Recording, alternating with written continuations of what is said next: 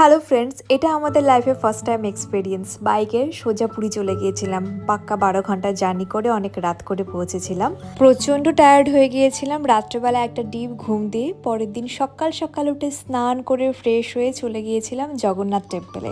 গিয়ে bike parking নিয়ে একটু চাপে পড়ে গিয়েছিলাম। যাই হোক, পার্কিংটা করে একটা ভালো পুরোহিত পেয়ে গিয়েছিলাম, তো তাড়াতাড়ি পুজোটা সেরে ফেললাম। দেন আবার ফ্রেশ হয়ে চলে গেলাম সি বিচে। সেখানে একটু ম্যাগি খেলাম। তারপর এই ভোলার সঙ্গে দেখা হলো।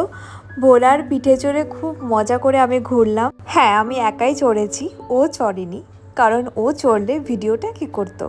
এনিওয়ে, অত বড় উটের ওপর চড়ে হাইটটা বেড়ে যাওয়ার কারণে উপর থেকে সমুদ্র দেখতে আরও সুন্দর লাগছিল। ভোলা প্রচণ্ড ফ্রেন্ডলি, আর ও আমাকে বেশ পছন্দ করেছিল। নেক্সট টাইম এলে ওকে পাবো কিনা জানি না, তবে খুব মিস করব। তারপর সন্ধ্যাবেলা রেডি হয়ে চলে গেলাম মার্কেটে।